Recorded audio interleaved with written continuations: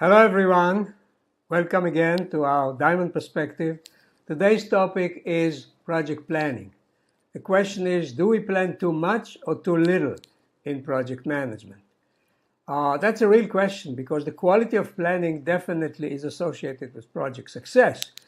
This is almost common sense, but we've also seen it in research. In one of our studies, we've studied the relationship between project planning and project success, and we've seen a positive relationship. So what does it mean, good planning? Is more better than less? How much planning do you have to put in? Is there too much? Is there too little? These are the real questions that are the dilemmas of project teams. When to stop planning?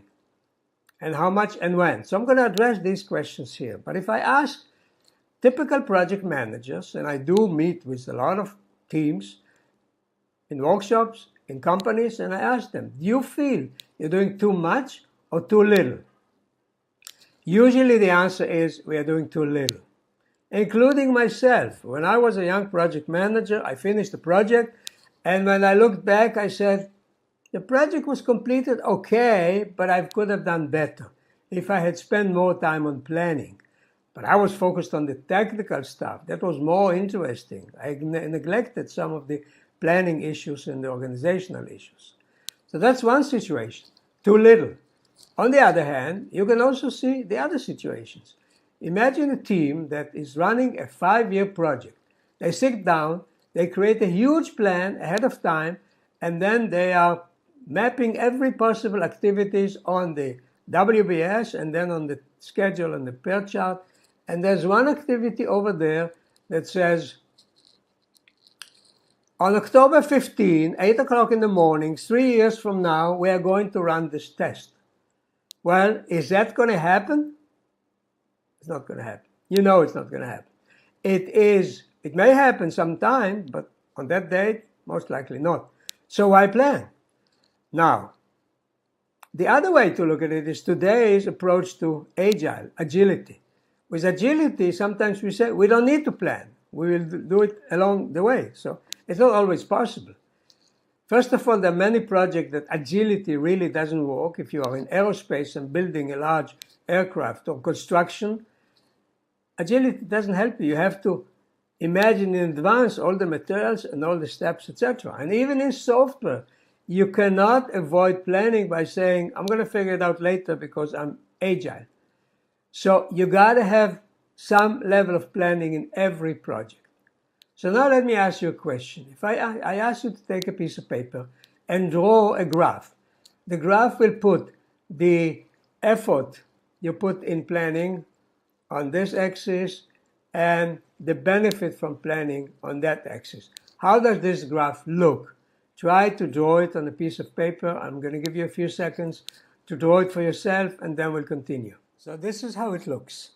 When you start planning, you don't get much benefit. With time, your effort starts to pay off, and you're getting more and more and more benefits. However, over time, when you keep planning, the benefits level off, and you get very marginal benefits from planning. So if I look at most people, when they're being asked, do you plan too much or too little, they would tell you they are at the lower level. And some people would plan so much that it doesn't pay anymore. The question is how much planning, where is the optimum of planning, and how to go up along this curve of increased value until it levels off. Luckily, we have 2 studies that address this question. The first study was done in the early 2000s by the International Council of Systems Engineering. They studied defense programs, aerospace programs, large programs, and they calculated the performance of these programs in terms of meeting their cost goals.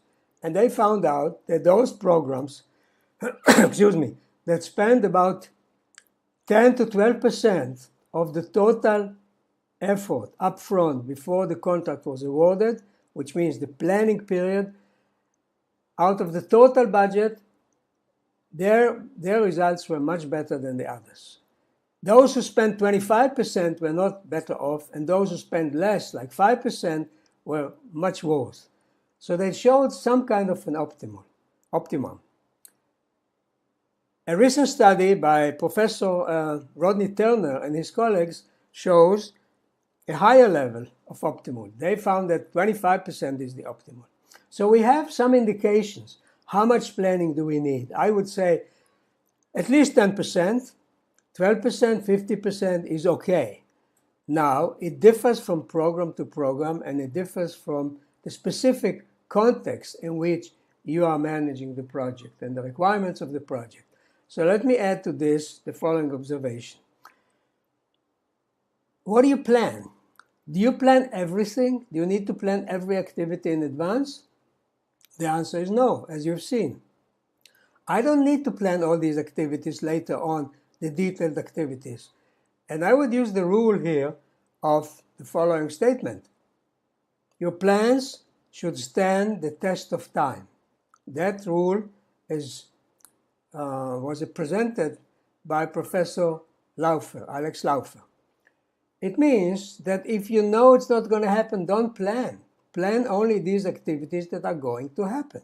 And for this, I will show you this following chart that shows two situations. The degree of uncertainty determines your degree of detail and the time horizon. If your project is very, very uncertain, like in situation B, you cannot plan in advance every activity and you cannot do a great details. On the other hand, if you are in a project or an activity that has low uncertainty, yes, you can plan in advance, like in case A, with higher level of detail. And that leads to the now quite common method of the rolling wave of planning that divides your plan into three levels. The first level is the major milestones, your major top-down plan. It includes only the major activities. It goes from the beginning to the end, but it's not too detailed. The next level is the middle level plan, where you plan 4-6 months in advance, a little more detail, but every 4 months you create a new plan.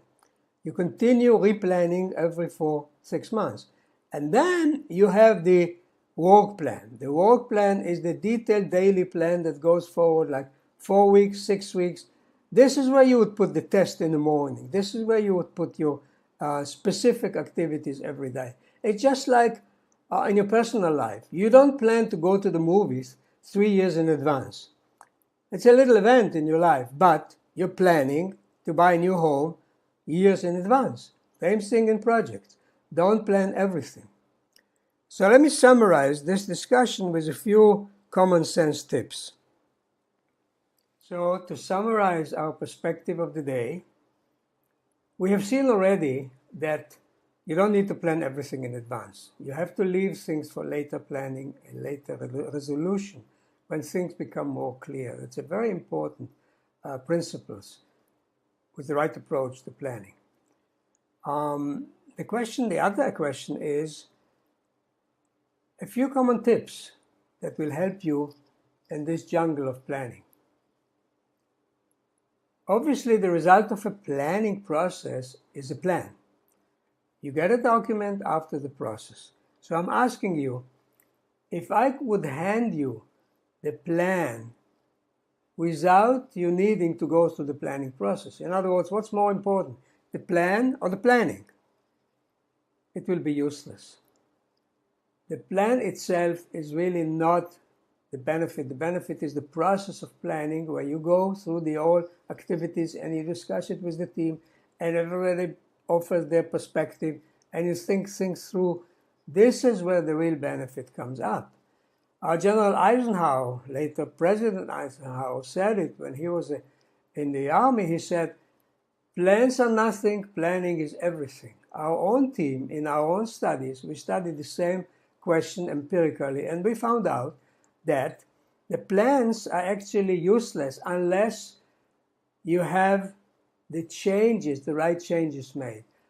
This study was published by De Veer and Lechler, and the study shows that the most important thing is if you have the right attitude towards planning. So the initial planning is less important, but the ability to make the right changes along the way, This is what creates better success. Another common sense idea is the top-down or bottom-up. What do you plan? Top-down means that you are creating the plan and you hand it to your team and you say, this is the plan, I expect you to do this. Bottom-up means you go to everybody on the team and you ask them, how much do you need for this activity or that activity, and everybody gives you their estimate. Well, in the first case, nobody's going to do what you tell them to do. They're people, they're not machines, remember. And that's obvious, you need people's commitment. On the second situation, when you ask everybody, you usually end up with a huge plan, unrealistic, a monster. Because everybody will pad up their estimate to make sure their part is safe. So what do you do? What the right approach is to combine both ways, top-down and bottom-up, in the following way. First, you create a top-down plan on your own. You consult with people, you look at previous projects, you have the information, and you create an initial plan. Then you present it to your team, and you ask them what do they think. And then they start arguing with you, and you take an activity there, and you allocated 3 weeks for that activity. And that person says, I can't do it in 3 weeks, I need 8 weeks. So you start a conversation. You say, why don't you try? Maybe you can do it at 6 weeks. He says, I can try. How about 5? I don't know, 5.5. Okay, good. Now you have a commitment, and that's what you need. So you don't end up with your initial 3 weeks that you allocated to this, but you have a person committed to do it in less than his initial 8 weeks. So that is the right approach. And finally, what is the content of your planning? There's obviously this traditional way of planning the activities and the budget and the schedule and all the things that are being done over the project. This is the traditional planning. You need this, obviously. You can't live without it, but there's another part that is often not so much addressed, and that's the business part. To what extent is the team involved in planning the future business success of the project? We are not going to address this here, but we will talk it in one of our future perspectives in the future, among other things. So let me give you some of the coming topics in the next few weeks. The first topic would say, why is project management the toughest job in the world and the best? I believe in both statements.